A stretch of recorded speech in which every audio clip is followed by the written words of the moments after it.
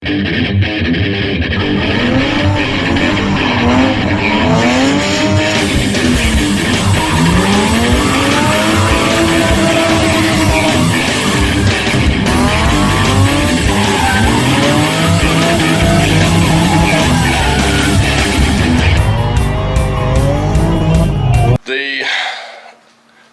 bolts pulled out of the spindle on the driver's side of the IS300. Again, same side. One of them did. The other one, I don't know why they're backing out. So if we can get it back together, we'll probably red lock tight it this time and see. May have to replace the spindle. I don't know just yet. But and then 240, it just slung a serpentine belt. I didn't drive any. I'm just not feeling that seat in that car. I don't know. I just can't get myself to climb in it and fight it. So that's how I am. Maybe I'm just picky, but to be that uncomfortable in the car, I'm just not feeling it. So what I'm gonna do today, while it's rainy and cold out, that way I don't have to climb in the mud, unhook these cars and all that. It's at the house, kind of in the mud, and I don't want to tear my yard up trying to get it out. So today I'm gonna just clean, pick through some of this scrap metal. We've been taking things apart and got extra wheels that are trashed now, so we're gonna throw those in the back of the truck, get the scrap metal, and just kind of, it's one of them where we cash out when we end up getting to a place where we got too much metal piled up, and we'll just throw it in the bed of the truck here and throw it in a pile. We got a big pile at the house, and then we'll just haul it all off and I guess buy a part or two or pay some bills with it whenever we get that far. So kind of rekindle some of the money on some of the things we've invested, like the factory manifold. It's gas manifold, like the old wheels and stuff, they're aluminum, and just kind of move forward from here. So we'll try to get the shop straightened up a little bit today. I'm not gonna go crazy. I'm just gonna try to mainly get some of that metal and scrap and stuff out from under our feet, and that way we got at least somewhere to start putting it again, because it's kind of running over to where, like, I've got a corner over there that I put it in, and it's starting to run over into the floor, and it's kind of in the way now. So I've got to get it dug out, and get some of these wheels that we're not going to use, get them gone. We ended up with a bad G35 wheel on, that's one we were running on the IS300. So we found that when we were getting tires put on, and so we got one of the 17-inch G35 wheels, I think they are. We're gonna just scrap it. It's trash. I'll show you the holes in it when I get it, when I deal with it. But yeah, it's trash. That may have been what was happening to the rear lugs. So if you have rear lug stud problems, check your wheels. So I think ours was mainly the wheel problem. You'll see. All right, here we go. All right, so after fighting the parts store parts, we finally got the Miata bled out. I think I'm gonna be happy with that. Seemed like good fluid coming out of the bottom, which it did before. It just wouldn't, it's like the pressure wouldn't stay. Like, it would be good, you could pump it up and it would be good. And then you wait just a minute and push the clutch in once, and it was like it had lost a ton of pressure. So we changed that master cylinder again, adjusted the clutch rod a little bit. I think we got the sweet spot on it. I think that master was just the problem to start with, and then we did change the slave. I think they had a line leak was the original problem, but I wanted to go ahead and change everything while we were there.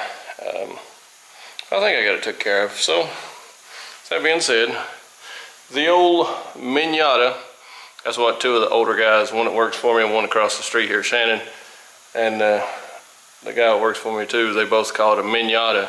So I don't know if that was just the way that what they had heard in their life, or was like the going saying or what back then, but like two random occasions they both called it a Miata.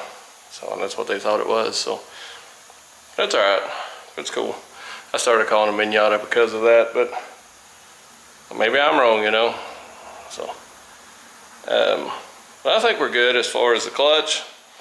I hadn't put it on the road yet. It's cold outside, rainy. so I didn't want to get the rollback out and bring this deal. But I've cleaned up some of the trash, some of the scrap metal and all that junk. So I'm going to continue on, and maybe we'll get the shop halfway straightened out. Try to get one of the two cars here tomorrow. I may not get them both here, but and I need to take this truck and haul some stuff. So, but all right. Either way, here we go. All right, so we got the Miata. Gotta lock the door here, but we got the Miata loaded up, as you can see. Maybe bright out here, but it's loaded up. I spent half this morning, you can tell,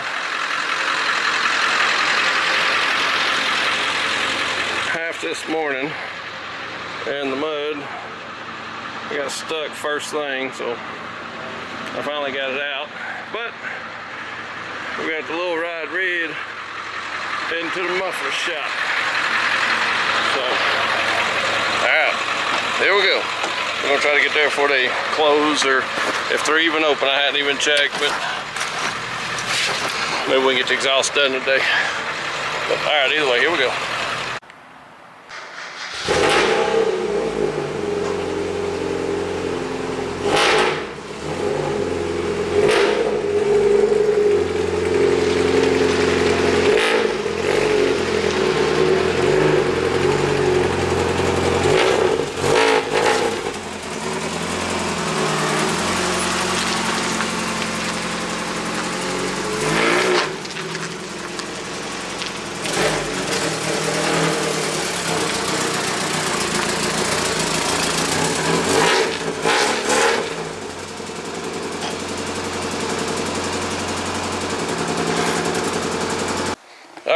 So we got some exhaust on the Miata. I'm gonna detail that thing. I think it has an exhaust leak up front. I may end up having to pull that manifold back off and try to put the other gasket. I may have to cut around the holes, try to make it fit. If that don't work, maybe double up on the gasket or take it off and try to sand it flat, because I think it's warped is the issue. We got to tune it up. I think it needs plugs, probably needs some high octane fuel, something, fresh gas. It's been sitting for a while, so it's probably got ethanol buildup in the lines where it's 10% ethanol. And maybe some fuel injector cleaner through it, something like that. Then we're going to start figuring out about a top, and we'll go from there. All right, here we go. So the spindle didn't fare too well. I've already got it out. You can see where the tires have been rubbing, here, all the way through here, up here, and even on the front section here. Well, with the angle we've got, since we did the CNC 71 angle mods, it's got way more angle than the lower control arm and the upper control arms will allow. So with that being said, it's chewed up wires, it's hitting the lower control arm, it's tucked way in at the top, way out on the bottom. It's destroying tires, so we can't keep tires on it. We're gonna get some toe plates to try to align it a little better. But even though we align it some, still can't do anything about the angle where it's just destroying everything inside here. So we're gonna start looking at maybe a more expensive kit, or possibly, I would say, maybe just a lower control arm for start, maybe upper control arm to give us some slack, push it out a little bit so we can utilize more angle. So what I'm saying is, all right, so we brought the bottom way out and gained that angle, front and back, where that opens, that wheel turns more front, more back.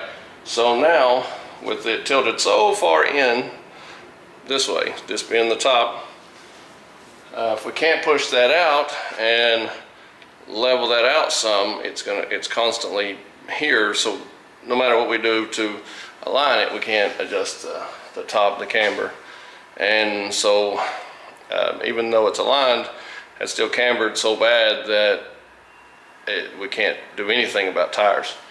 So what we're gonna try to do is start maybe looking into some adjustable parts for the upper control arm, and at some point we'll have to do something about the lower control arm so it stops hitting here. But the main concern right now, I guess, would be the upper control arm to kind of level it out and stop eating tires so bad. But we had an accident this weekend.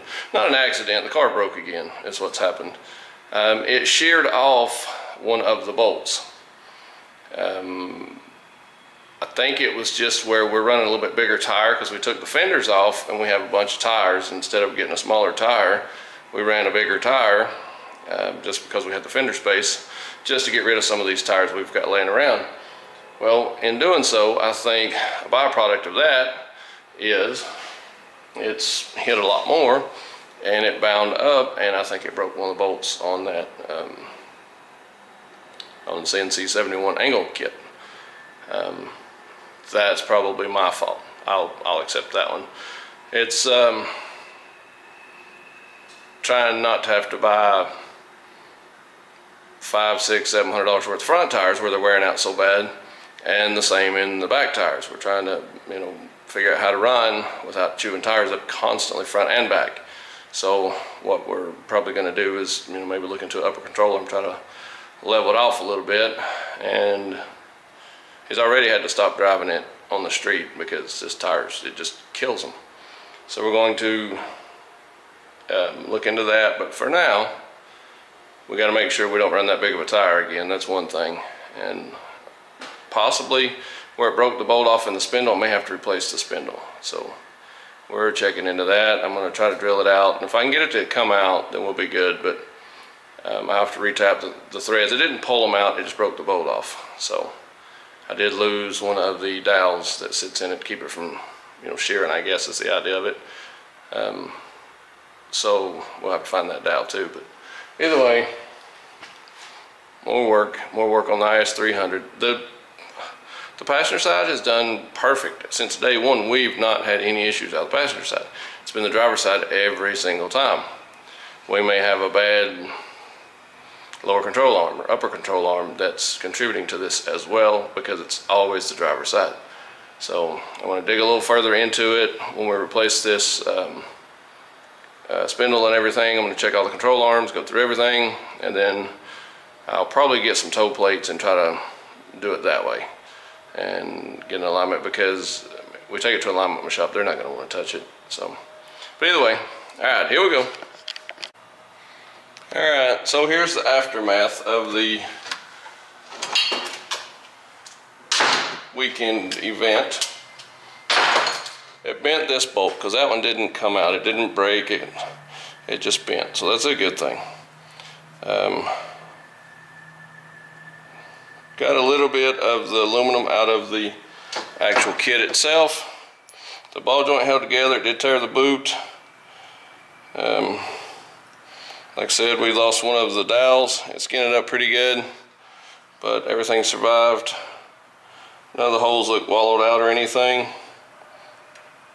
So I don't think everything was moving. I think at some point it might have got slack in it. I don't know. Then it sheared this bolt off. So I'm going to try to take these out. I don't know if it's too big or if I have to get a smaller one, but I'm going to try to take these out. I'm going to drill into the bottom right here. The bolt broke off in this one. Try to drill a hole in it and then take my ease out and back it out. I think this one's going to be too big, but that's what the goal is today. I'll see if I can't gather up some tools here in a little bit and maybe work on that. May not get to it today, but I got to at least start gathering up tools to do that, or find another spindle, and because I don't know that that's going to come out willingly. And I may just get another spindle because we're having issues, and I really don't know what the culprit is. But I got to go through some of the bolts, try to find new bolts. I think I can go back to the same size, at least 1/2 inch or whatever. And then I got to go through the ball joints and stuff to make sure we don't have an issue somewhere else too. I think the binding is a big factor of the tire hitting the inside of the wheel well. I think that's a big contributing factor. But either way, I'm gonna try to get this out possibly today and see what we can do. But all right, here we go. All right, so we end up getting another spindle for the IS300. We bought one, found it at a scrapyard for $45. I kind of wiped it down. It's got some mud on it. You always have that. And like scrapyards where they've been sitting in the dirt. But it turns good, so that's a good start. But we'll start putting back the upper ball joint. I think this ball joint may be bad, but we're gonna at least use it for now. But all right, here we go. Okay, on putting these back in, the upper ball joints take a cotter pin, a little deal like that. But I got a whole kit, so the first thing you need to do is make sure you got some of those. Don't ever do a ball joint and not put this back if it's supposed to have one. You're in for a bad day if you don't. Alright, so on these, they need to be pulled up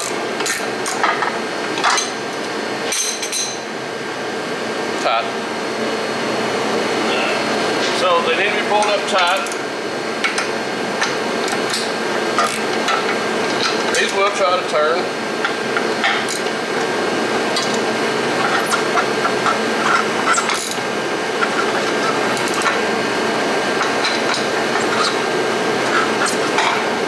But when you get it where it should live, the cotter pin fell down behind the dang. That's how my day goes sometimes. When you get it where it should live, we'll zoom in somewhere.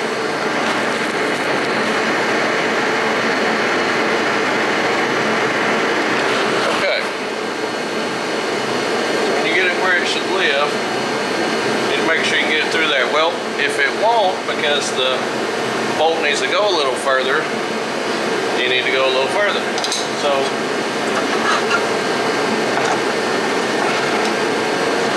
gotta go just a hair further. Take your handy dandy whacking device here. And that got us, maybe, sometimes this will work. Alright, so that got us what we need. So, I think that jewel through there. You can see how it came in all the way through. And what I do is I take the long side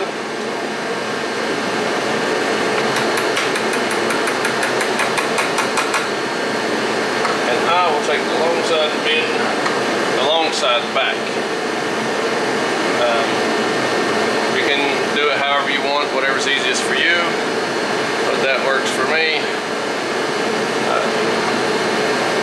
Yeah, so that's the top one.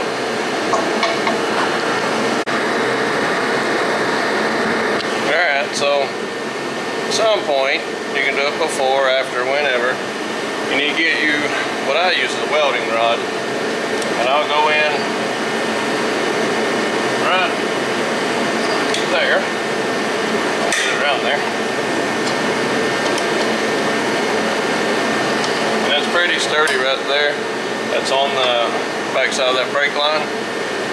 And I will make me a hook and try to put my brake caliper on it.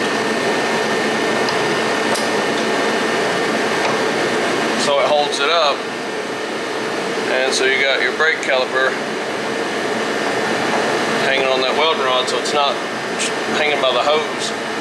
If it hangs by the hose, you'll end up possibly damaging something or whatever. So we need that thing out of the way because we got to put this ball joint back in. And let me go find those pieces. Alright, so today I didn't get the bolts to put this back to the bottom half. but we can, let me change sides with you. What we can do, let's see. Alright, so what we can do, we can get our ball joint back together. So, the way this thing works, it's kind of awkward, but what it does, this is where your factory lower ball joint would normally bolt up, and it moves it over to here and adds this little deal in. So we're going to put and this is another one of the poly, it's got the plastic locker inside. I was kind of skeptical of these when I first used them. They work. I've not had any issues out of this one, which is bigger than a 19, so I have to find something to get that. I think it's, I can't remember, 7/8 maybe. But I'll find the wrench to turn that, and I'll find our other dowel for here. Alright, so it's a 22 and socket.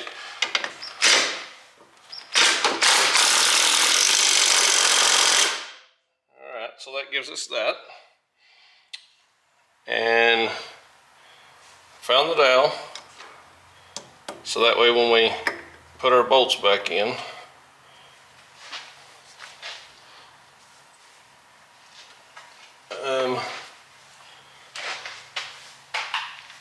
we'll be able to set this thing up here. Let me see if I can get behind there with you.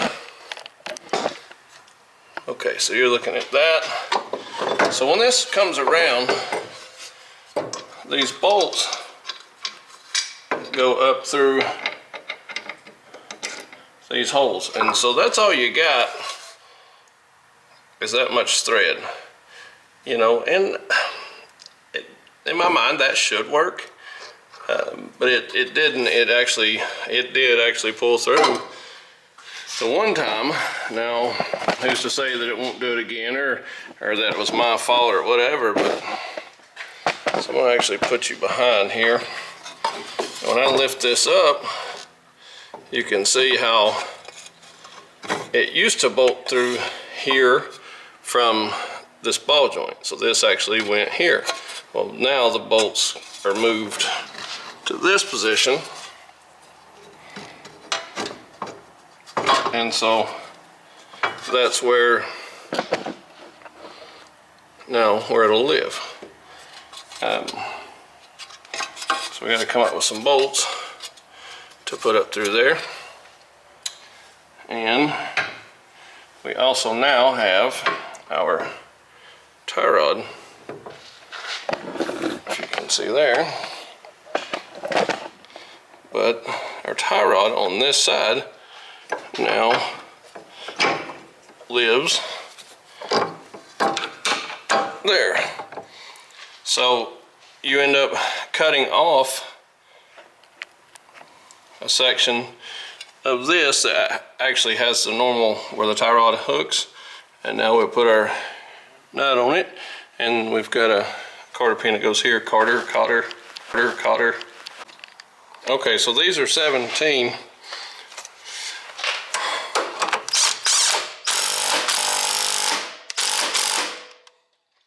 So some of these will tend to turn on you, and you try to find your little hole here to go through. And this one tends to be too long. It hits inside the back of this piece. So what I do is I'll take a screwdriver of some sort, and I'll stick it down behind it, and I'll push it around so I can get enough travel in there.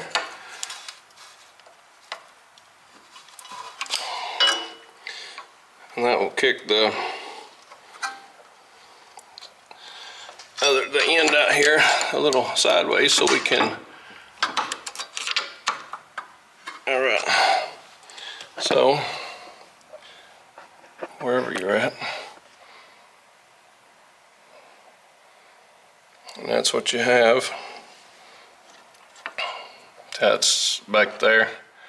You can see it's all the way through, and I bent it over because it hits that little round area there, and it's hard to get behind that. You can't hardly drop it down there behind it and come out this way, so that's the way I do those.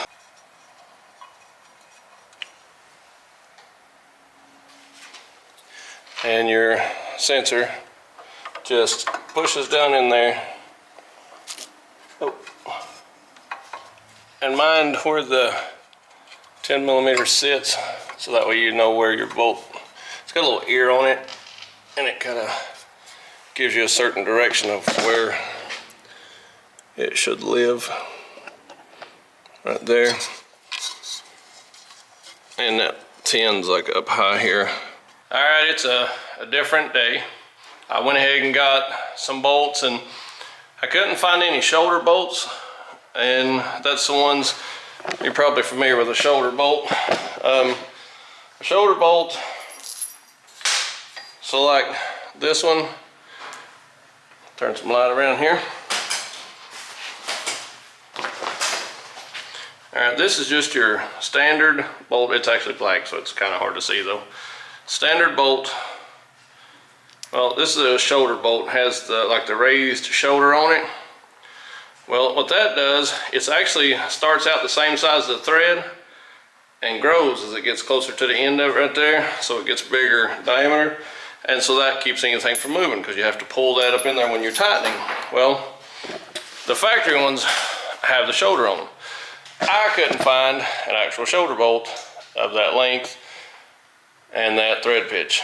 So what I did is I put the Loctite on it, and I put the factory bolts back in it, because the factory bolts are holding on the passenger side with no issue. They've never came loose. They've never done anything. So I almost wonder if somebody hadn't messed that spindle up or something, or maybe I did. I'll accept that, but the other side's working perfect. So I went ahead and put the factory bolts in it, and the lower ball joint in the kit here. Let me get you here to see.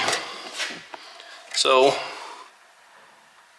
these are the factory ones, the ones that came in the actual spindle piece up there that were bolted, well, where camera's backwards. All right, so where these are is would be actually moved over here, and so that pushes that out, and they rebolt here. Well, these seem to be too short for me. The more I looked at it though, they could be longer, but I think that's enough thread and they shouldn't pull out. It's had to have been either something I've done, or the bolts might be damaged, or I don't know. It just, one side ain't gonna work and the other not. It's just not gonna work that way. So I just went ahead and put the factory shoulder bolts in and blue Loctite. I still didn't use red, maybe I should have, but I used blue on the other side, and they've never moved. So I can't even remember if I put blue Loctite in the other side. Yeah, I might have took it out and put it, I can't remember now at this point. I've fooled with these so many times. But I'm gonna go ahead and put the rotor on it, put the caliper, bolt it back in, get this thing all back together and call it finished. We'll just keep an eye on it. If they loosen up again, we'll have to change it or something. So just have to do a bolt check more frequently. But all right, that's the move. So I'm gonna gather the rotor up and the bolts, and we'll go ahead and put this thing back together then. All right, here we go. All right, so one thing you gotta watch, and I've seen a ton of people, I actually had years and years and years ago, before I ever done a lot of car stuff, I was still a young fella, and I had a guy tune a Honda Civic hatch for me on a dyno. Well, they built the car, they done everything. I paid a lot of money, but they done everything. Well, they kept hearing some kind of noise and they couldn't figure out what it was.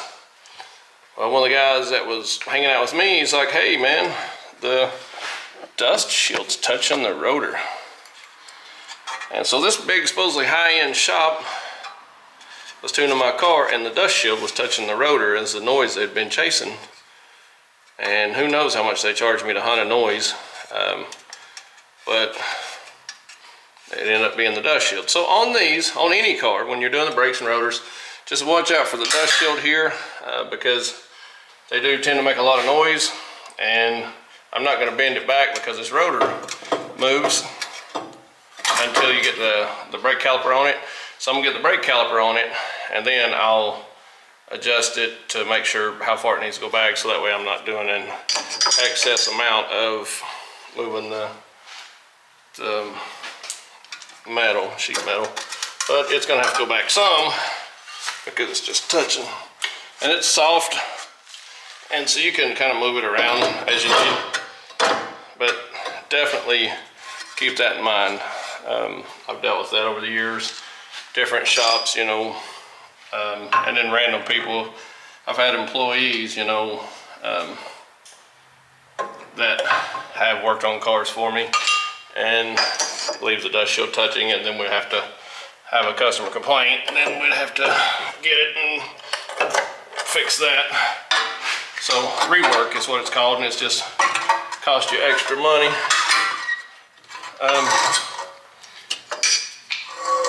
But you may have to open your brake pads back up if you don't pull them or anything.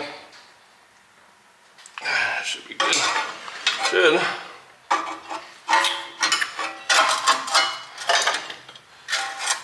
I'm gonna have to adjust these brakes. I'm gonna have to let the line loose for a second.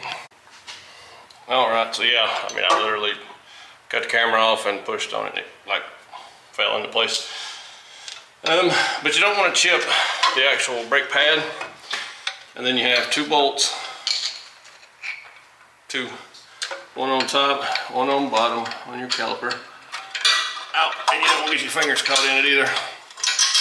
So I'm gonna bolt this thing up, and then I think we'll be ready for a wheel. But all right, I'm gonna put these two bolts in, and then we'll go from there. Here we go. And just a thing I do,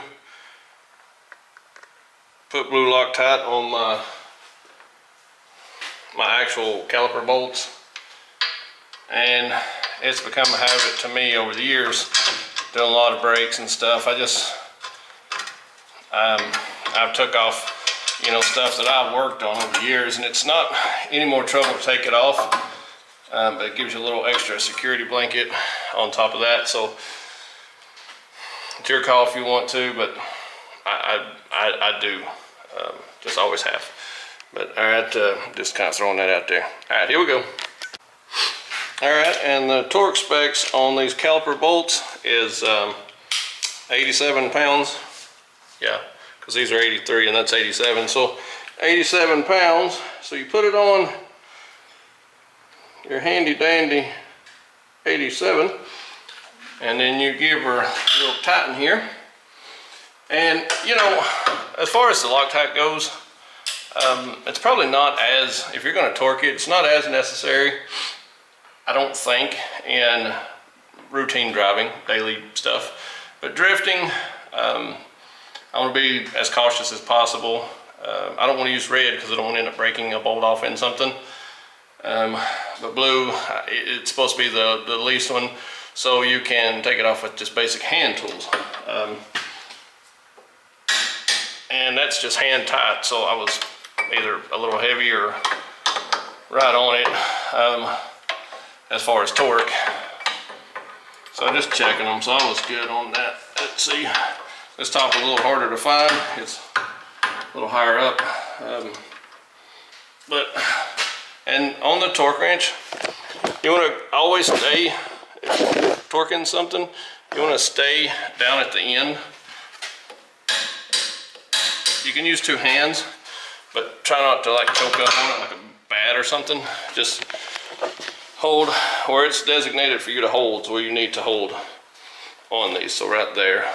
If you're in a bind, you just, you know, two-handed like a baseball bat would or something, you know, but don't try to torque it holding the handle anywhere else besides where it's designated, and there's a reason for that. You know, mess with the torque numbers and stuff. And you're not supposed to use extensions.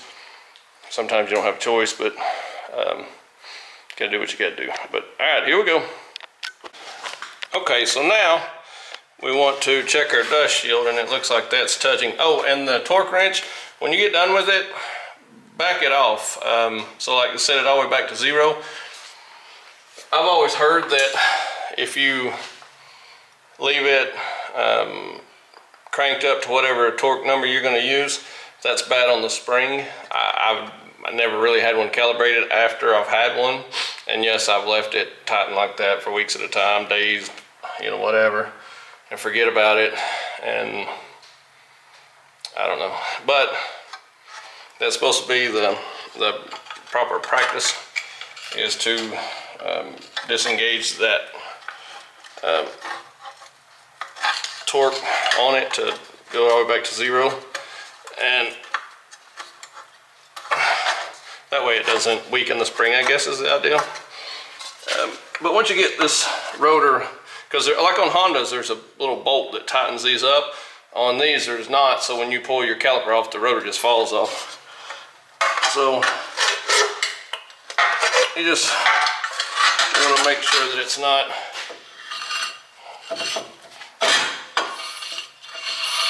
and that's the brake pad right there where it just needs to be ran and hit the brakes a few times, but because these, yeah, because they tend to fall. Once your wheel bolts on, it'll be fine, but that gets the dust shield off of us, I guess. So just keep that in mind. That thing can be a pain in the butt, and people are always fighting them once they get the wheel on and stuff, but this is the best time to do it, when you can actually get right to it. So got the ball joint on, both bolts here, we're tight here. All right, I guess we're ready for a wheel. So, all right, we'll put the wheel on it and we'll torque it to 100 foot-pound torque. So, all right, here we go. I'm feeling high.